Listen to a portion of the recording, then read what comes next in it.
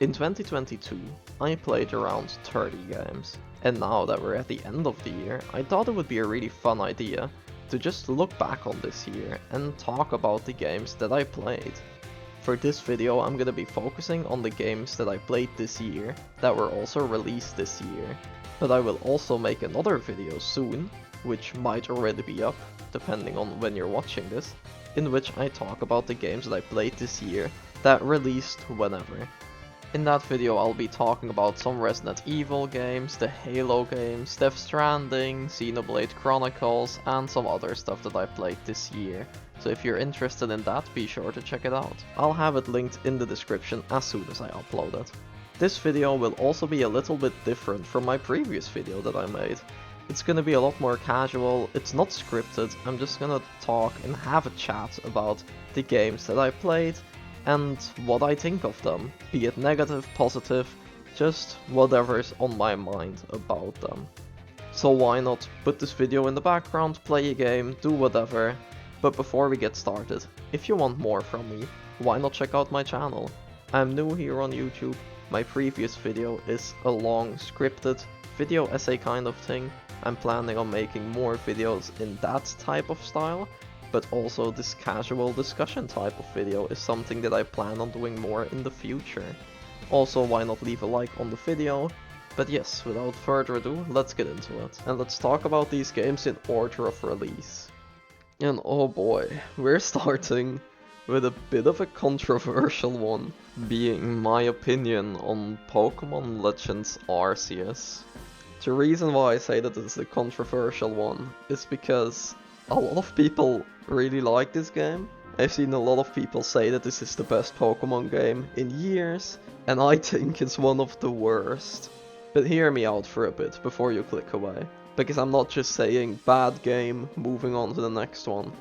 I do have my reasons for disliking this game, so maybe you'll see where I'm coming from.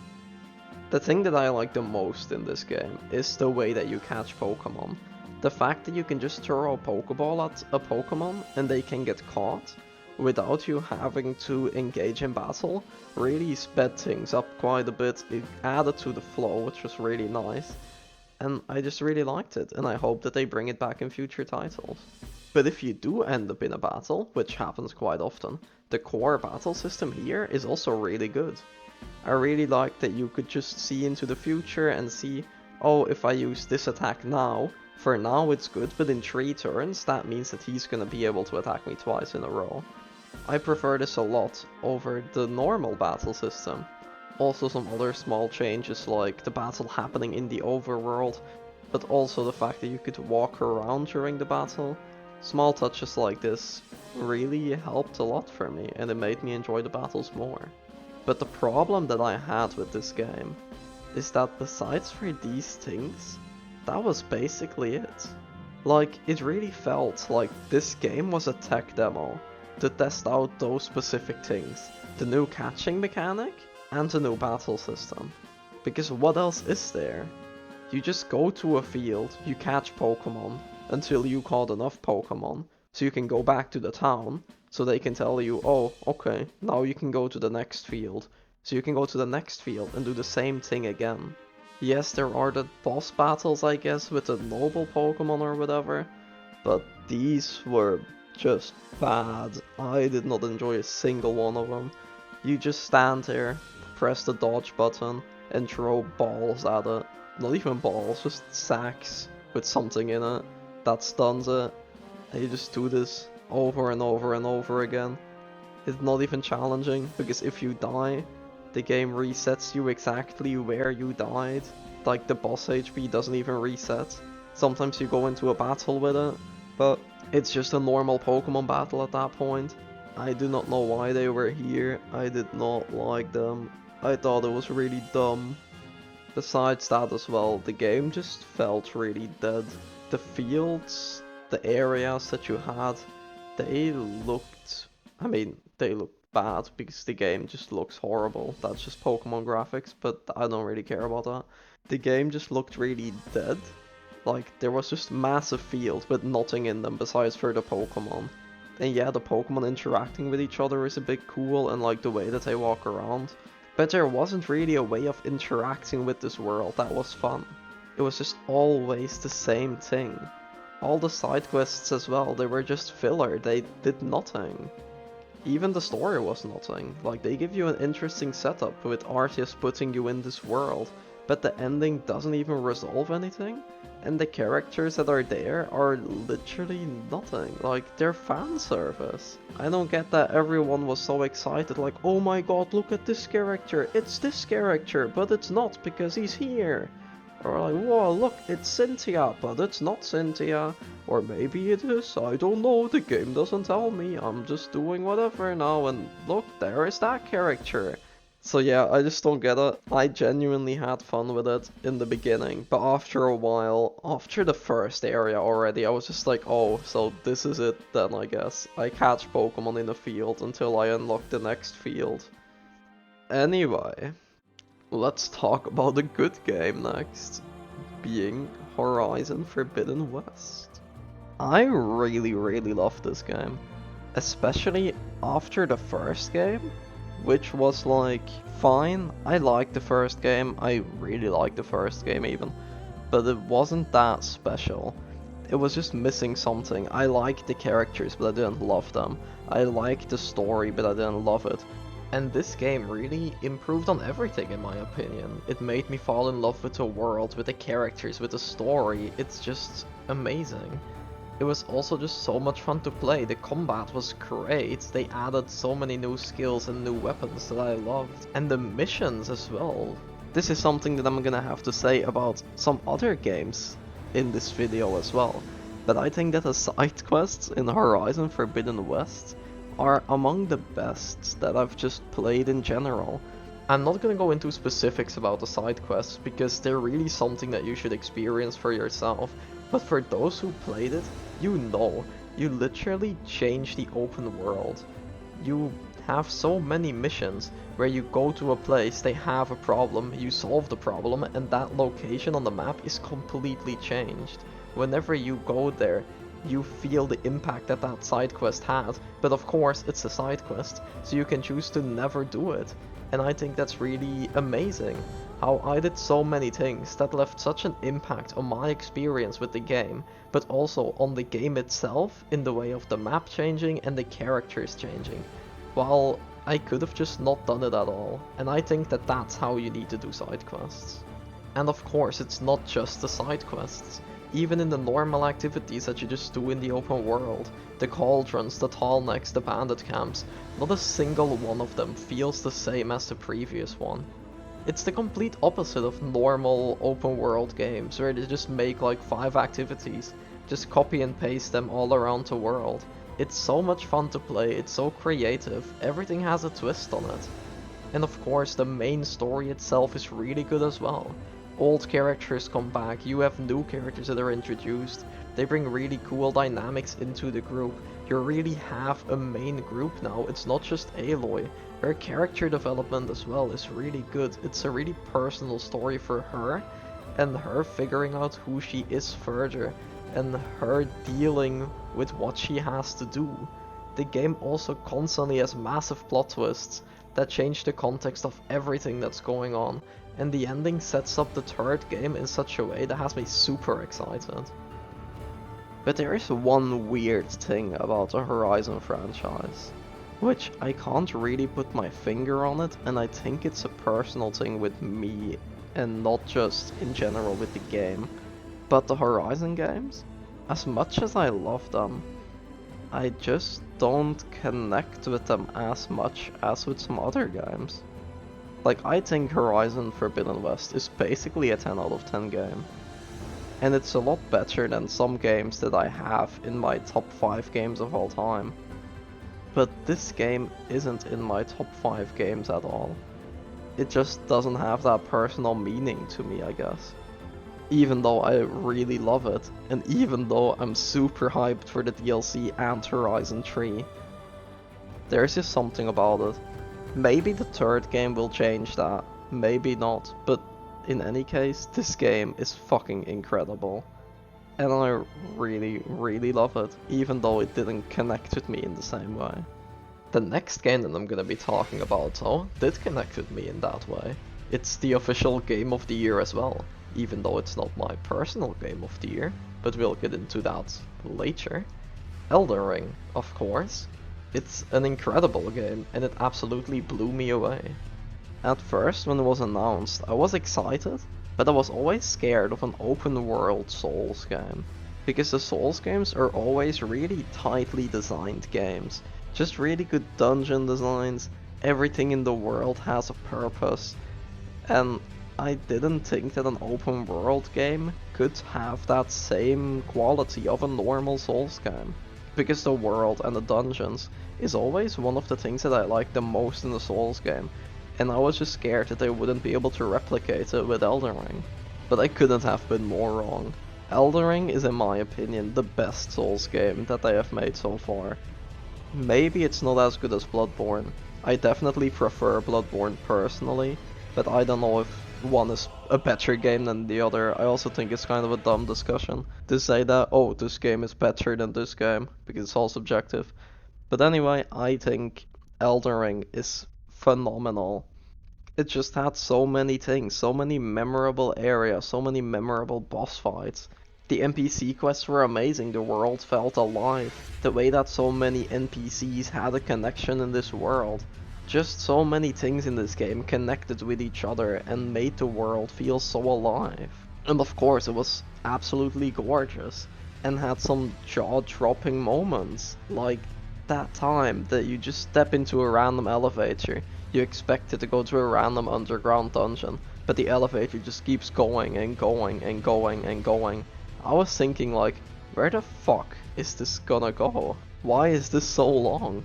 But then you just end up in this massive underground area with the sky that wasn't the sky, obviously, because you're underground, but it looked like a night sky. It was beautiful. It was amazing. The sense of discovery, the exploration in this game was perfect. Of course, the boss fights, which is probably the main appeal of the Souls games, were also just really amazing. I think my favorite boss in all of gaming is in this game. And of course it's Melania. I fought her for so long and it was so hard, but at no point I thought that it was impossible or unfair even. I just had so much fun. Same thing with just building my character. I'm usually not that into building a character. In Souls games I always play the game with the same sword, the claymore. And in Bloodborne I just picked the axe in the beginning and I kept it throughout the whole game. I just pick random stats, like, oh, I guess I need more HP, let's just take that, I guess more damage is nice, so let's take some strength. But in this game I was constantly like, I started with a weapon, then I found the claymore, so of course I switched to the claymore. But then you find the arts, or the ashes, or I don't remember what they're called, with the special attacks. I found a really cool one that reminded me of Berserk, my favorite manga. So I just took that and I used it on the claymore. But then later I found the literal Berserk sword, so of course I switched to that and I combined it with the ash that I had. I had a goal to then use that weapon, so I had to build my character towards that. It was the first time in the game that I was really focused on making a build, and making a build specifically for a weapon that I wanted to use. So that's why I think that Elden Ring is probably the best Souls game. Of course, the game isn't perfect. Like, there are some things in the game that I was also fearing beforehand, with it being open world, that there were some dungeons that kinda felt like filler, and some bosses that were reused a bit too much. Even if they sometimes had variants, like, now there's two of them, and stuff like that. But I don't think that problem was too big to really interfere with my experience. So yeah, I fucking love this game. And just like that, we're back to talking about a bad game. My opinion is probably controversial again, because we're talking about LEGO Star Wars The Skywalker Saga, and I just really didn't like this game. Because in a lot of ways, it's a reinvention of what LEGO games are, And while I really used to like LEGO games, they were always full of passion and heart. And yeah, they're not peak fiction or anything like that, but they're always just a fun time. But this reinvention is kinda just a problem with modern gaming, summarized into one game. And that problem is having things that you don't need in your game, just so you can say that you have them. Like, this game has a massive open world, this game has RPG elements with a skill tree, this game has 400 playable characters, this game is filled with dumb, filler, grindy side quests, and it has 2000 collectibles. Just so they can say, big open world, 100 hours long, 400 playable characters. Like, in the old LEGO games, you didn't have a massive open world. You had an open world, yeah, a hub space, and it does what it has to do perfectly. And the missions are the main deal of the game. But in this game, they focused more on the open world. And that causes so many problems. The levels are just bad. There are 5 per movie, they're really short, a lot of them are super repetitive, and most of them are boss fights. But the open world is then, of course, where they put all their time into. And if you have a massive open world, you gotta fill it somehow. So what did they do?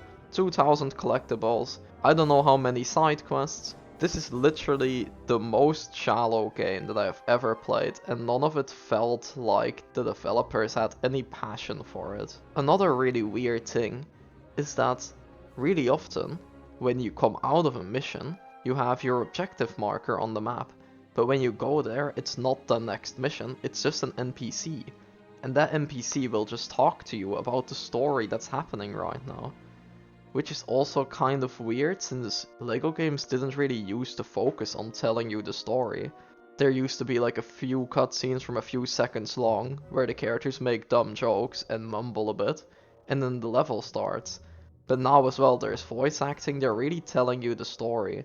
And while there's nothing wrong with that, necessarily, all those NPCs talking to you and telling you the story, that's where the problem lies. Like, what's the point of that NPC talking to you? I really feel like it's just padding and making the game longer. Like, you finish a mission, you go to an NPC, the NPC talks to you, and meanwhile the NPC is walking from point A to point B, and you need to walk with that NPC, because you need to listen to their dialogue, and they just tell you about what's going on in the movies. Another thing that was really disappointing is that the co-op is just really bad in this game. And that also once again plays in on the open world structure. And I played this game with my girlfriend. She really loves the LEGO games. She's the reason that we bought this game on day 1. But I kid you not, after movie 2, she gave up. The open world is fun in the beginning, but after the first few areas, you've kinda seen it, and then you just focus on the missions, and then it really shows how boring the missions are, and that it's just not fun. And it's not even made for co-op. Especially because a lot of the missions are boss fights, and in all of these boss fights, or almost all of them, the boss will just target one of the players, then engage into a duel with that player, and the other player can literally not do anything. They're just standing around. They can't attack the boss, they don't have an objective, they're just standing there. So I get that she dropped it after we finished the levels of the second movie. But me being who I am, I continued. I played through the originals, which were honestly a lot better. I don't know if this is the developers only caring about the original, or if it was a different team, but the levels from the original trilogy were honestly pretty good. But I can't say that about the sequel trilogy, because it's just the same as the prequels. It's boring, it's repetitive, walk from A to B to talk to this NPC and do this 2-minute quest. Or you have the same boss fight again. I honestly thought that I dropped this game, but no. I went back and I checked, and I beat this game. And that is all that you need to know about it. I beat this game, but I don't remember beating it. And that is how memorable LEGO Star Wars is. It's just boring, shallow, nothing game. So yeah, that might sound a bit random for a 22-year-old shitting on a LEGO game, but hey, I don't like it. Next up, a game that, while I really liked it, I can't really talk about it that much. Splatoon 3. The reason that I can't talk about it for that much is because I didn't play the story mode, so I can only talk about the multiplayer. The reason for that is because I'm still playing through the story mode of 2. I mean, I finished 2, but I still have to beat the DLC. That's not the point of this video though, I'll probably talk about 2 in my other video. But yeah, Splatoon 3, multiplayer. My first Splatoon game. Very fun, a lot more fun than I expected, because it looks kinda dumb when you just look at it, but it's honestly really fun. Just the general gameplay of it, there's really not that much to say. It's a fun game. It has cool characters, it has a cool aesthetic, I like the music, I like the Splatfests a lot. They update the game, which is always really good for an online game.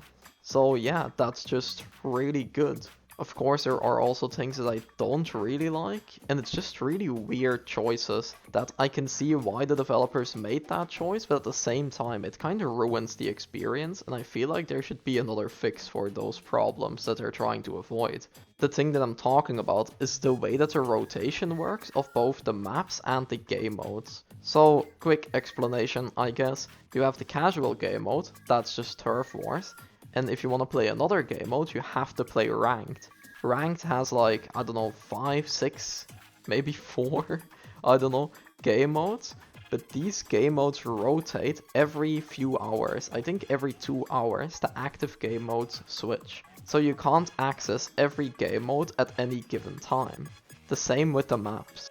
I get why they did it, especially with the game modes, because people sort of like the same game mode. So if you could queue for separate game modes, some of these queues are gonna be full and other are gonna be empty. So if you're that one person that likes Clan Blitz, you're probably not gonna find the game. But on the other hand, of course, it creates the problem of, let's say, you don't feel like Turf Wars, but you really wanna play Splatoon, and you don't have that much time to play today. So you log on to the game, and apparently only Clan Blitz is available. So you're kinda just fucked then, because you need to either play Clan Blitz, or Turf Wars, or Salmon Run. But what if you just don't wanna play those game modes? Same thing with the maps. Usually it's fine, but what if you log on right after the maps changed, then you're gonna be playing on the same 2 maps constantly for 2 hours long. You're gonna get the same 2 maps, and even if you like those maps, it gets repetitive really fast. So I get why they did it, but there should be another fix for it. But yeah, good game, that's all I have to say. But now, the next game, God of War Ragnarok. This game is amazing, of course. It's God of War. It's incredible. It has a great story, great characters, great combat, great everything. But besides all of that, for me personally, this game is also just really special. I have great memories of this franchise. I've been playing these games for so long. I have so many memories of when I was younger, just going over to a friend's place and playing God of War 1, 2, 3, playing the challenge levels. It was just so much fun. And it's so cool to see how this franchise grew up with me, to see how Kratos changed, but in ways he's still the same character, he just got so much growth. And I think that Kratos is probably one of my favorite characters in all of gaming, if not all of fiction. I just really love him and his story, and this game is definitely an end of an era. I'm not gonna be spoiling anything, of course, but I do think that there will be more God of War games. But regardless, this is an end of an era, an end of a massive era, and I think that the game handled it really well. I don't think it's perfect, there are some problems with it, more problems than I would like to admit. Like, I think the pacing is really off at some moments. I feel like there's some missed potential, especially near the ending with Ragnarok. And while God of War 2018 is probably a more polished or like a tighter experience, I prefer this game. It does so many things.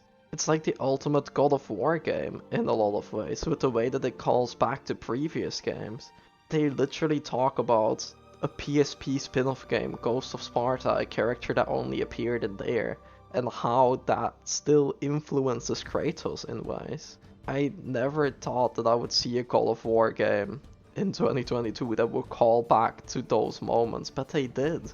And it didn't feel like a cheap, haha, look, this character, hoo-hoo. It actually felt fitting. It fitted to the story, it fitted to the character. It was done in a really good way. It just told such an emotional story, such a personal story. Just the journey that these characters went on in this game is something that I'm never gonna forget. This game was just so big and it set out to do so many things, and I'm surprised with how well it handled it. Because if you look at the grander scheme of God of War, the first game, or like 2018, didn't do that much. All it did was it introduced the Nordic saga, and you were Kratos and Atreus, and you were gonna spread out the ashes on the tallest peak in all the realms. And that was a really simple setup, and while it did become bigger throughout the game, and the scope went larger, and there were like, look, there's more going on, in the end, that game was really focused in kind of small scale. And this game had to set out to end the Nordic saga. They had so much to do, so much story that they had to tell, so many great events that had to happen, things that we had to see, explanations about the world serpent, explanations about Ragnarok. We hadn't even seen Odin before this game, we hadn't seen Thor. So many things had to happen. And despite its flaws, despite its pacing issues, I think this game did a phenomenal job. And that's literally only talking about the story. And this is a game, it's not a movie, so it had so much more in the world and the gameplay and the side content. Which again, as I said with Horizon, the side content in this game is phenomenal. I think Sony really knows, or PlayStation, Sony, they really know how to make engaging side content. There's just so much in this game. The combat as well, just, I was surprised with how different that it felt from 2018, because I really liked the combat in 2018, especially after getting the platinum and defeating the Valkyries. 2018's combat was so good, but this game feels even smoother somehow. It feels more responsive, it feels just more fun to play. It's like the same, but it's also better. Some other stuff that they added with the different shields was really nice as well. And something that 2018 did really badly in my opinion, the different enemy types were so much better in this game. There's not a single boss that's the same, they all feel unique. So many different enemy types, every realm has their own enemies, everything feels so different. But everything also feels grounded in the world. I feel like they did a fantastic job with this game. As I said, yeah, it has some issues with the pacing. Yeah, it's annoying that Mimir is constantly screaming at you that you're on fire, or that the enemy is behind you, but it didn't take away from my experience. So I think that all the praise that this game got is definitely deserved. I really loved this game. When I had to choose my personal game of the year, it was really hard to choose between Elden Ring or this game. But in the end, both games had their flaws, both games were fantastic, but just the personal connection that I have to God of War made me choose it above Elden Ring. And now finally, the last game. It's kind of fitting that we're ending on this game, since it's a Pokemon game, which is also where this video started with. But this time, it's a good Pokemon game, so that's nice. Pokémon Scarlet and Violet.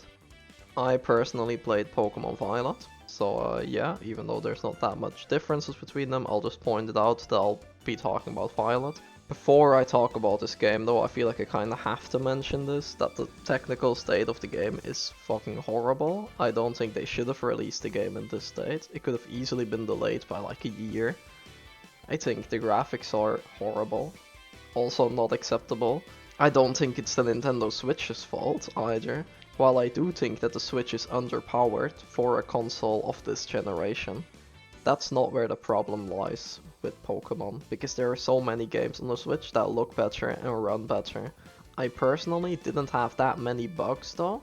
Of course, the game ran at like 10 FPS most of the times, and the draw distance was bad, and there were Pokemon spawning right in front of my character. But besides that, I didn't have any bugs where I would like fall through the map. But now that that's out of the way, well, yes, that stuff is really important. I want to talk about the game itself, And for me personally, I think that Pokémon Violet, or Scarlet, is my favorite Pokemon game. Out of the ones I played at least, I played Diamond, Soul Silver, Sword, Let's Go Pikachu, a bit of White and Emerald. Sadly, I played Arceus 2, the Diamond remake, and of course Violet, which was the most fun out of all of them for me. I just think they did a really good job at being a new Pokemon game and actually having new elements. Of course it had the classic Pokemon stuff, like Victory Road. I feel like that has to be there for a Pokemon game, especially for a mainline title. And the fact that this game is actually fully open world. Of course, the open world isn't perfect, and there are a lot of flaws with it, which I think could have been ironed out if the game had more development time. Like the fact that there's no level scaling. The open world thing and the fact that you can do everything in any order you want is really cool, because you can run into a high level activity and just decide like, oh no, I'll come back here later. But you do keep that in mind, and you're training towards that goal now. But the thing is, because there's no level scaling, the opposite can also happen. You can run into a gym, or another activity, a Team Starbase, that's like 20 or 30 levels lower than you.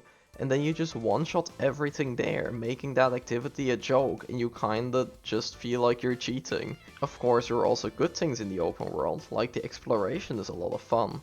You can find the special terrestrialized Pokemon types, so you have a reason to explore. You can find evolution stones laying around, another reason to explore. I just really like this game. The way that it had the old elements of the gyms, the way that it has the new elements, the way that it has the 3 storylines, each with their own characters. Like, I really like the characters here. Nemona is probably my favorite rival. You have Arven, who is just such a nice guy. You have Penny, you have the Team Star characters, you have the gym leaders, like Iono, Larry, Grusha. All of them really memorable gym leaders. I remember their personality, I remember their fight. I like the towns that they were in, or the cities, which is such a step up from Pokemon Sword and Shield, where I literally only know the guy that was the brother of Marnie. But the only reason that I remember him is because I really like Marnie. So, yeah. And of course you also have the academy with all those characters who each have like their own little social links, like the teachers. You have the tournament in the end. You can take those classes. I just thought that it was a really cool addition to add something extra to the game.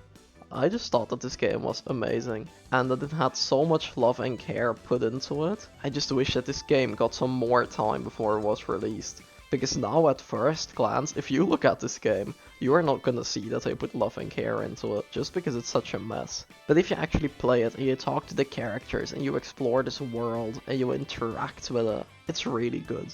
I just really think it's the step in the right direction for the Pokemon franchise, and I hope that Nintendo knows that, because this game is getting review bombed bad online.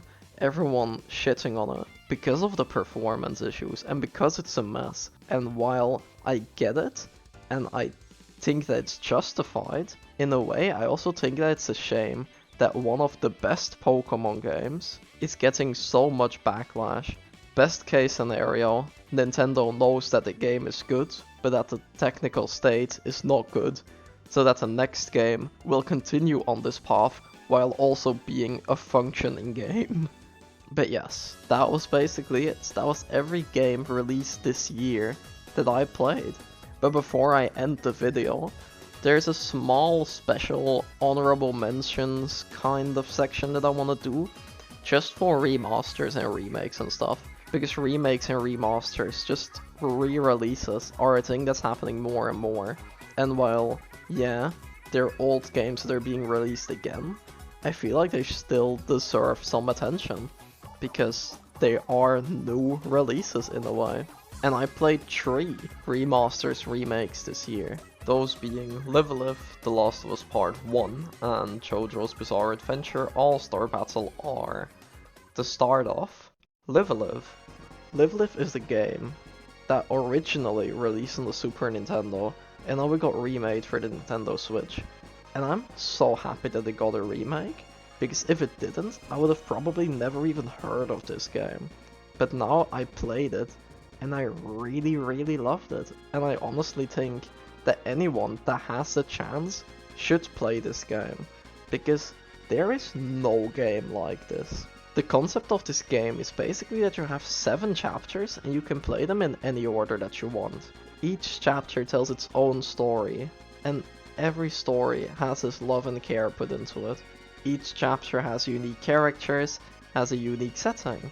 Like, just to give a few examples, one of the chapter has you playing as a little robot in space, and another chapter has you playing as a boxer in present day, while another chapter has you playing as a cowboy back in those days. And because of this, the gameplay, while being the same system, is also really unique for each chapter. Every chapter feels so different from one another, while still being, at its core, the same game. It's just such a unique experience that I think everyone should have at some point.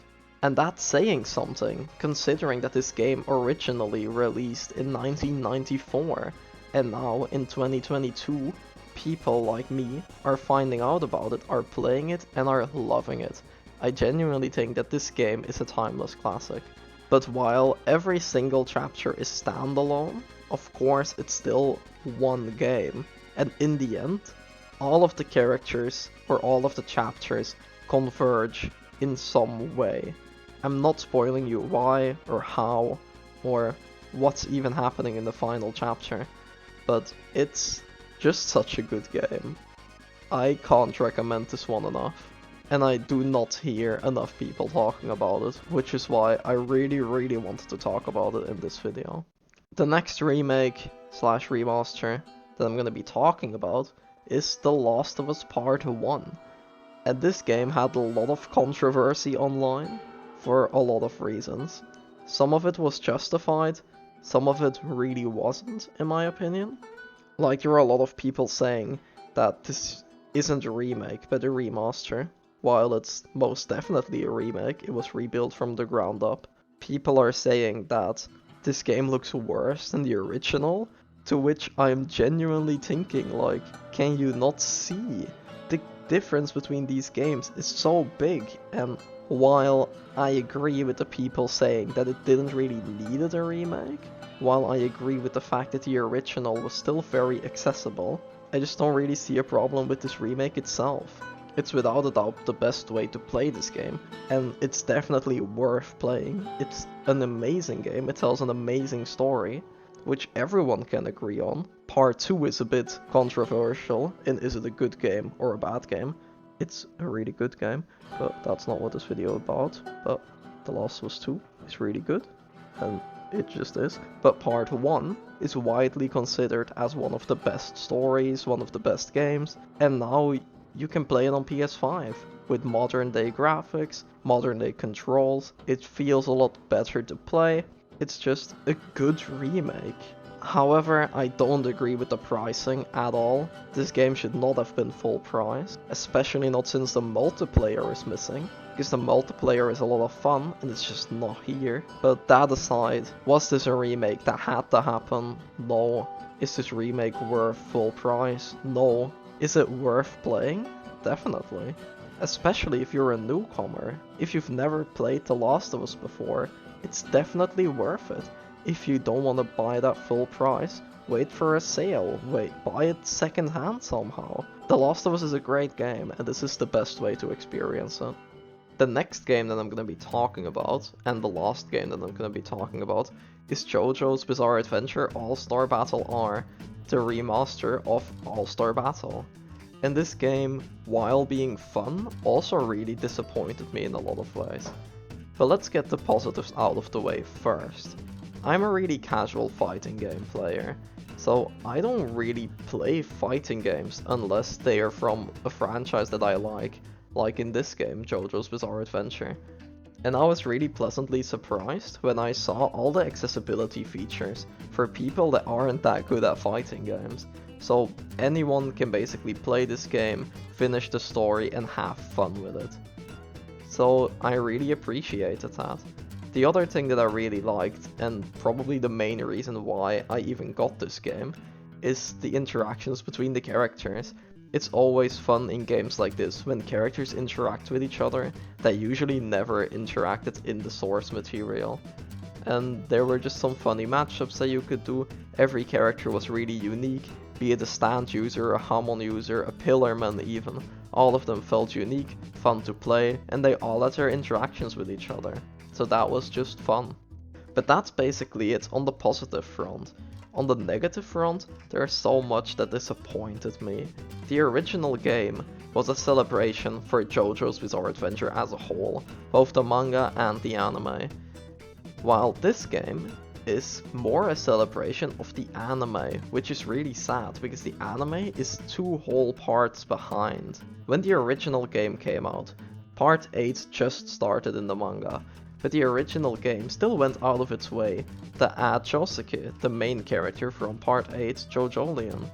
Even if he didn't have a lot of dialogue, even if he didn't have that many special moves, they still added them. But this year, when the remaster released, Part 8 was finished. It's been finished for almost a year already, and they didn't change Josuke at all. Part 8 is basically non-existent in this game, but all the new content that they made, which isn't even really new content, but I'll explain that in a bit. All the new content is added to Part 6, which just finished in the anime, Part 5, which was really popular, and I think Part 4 as well, but I'm not sure if they added anything to that. So in that way, yeah, this is not a celebration of JoJo's, it's just a celebration of the anime, which is really sad since the game released as the big new JoJo game, releasing because JoJo's manga is in its 35th anniversary year right now.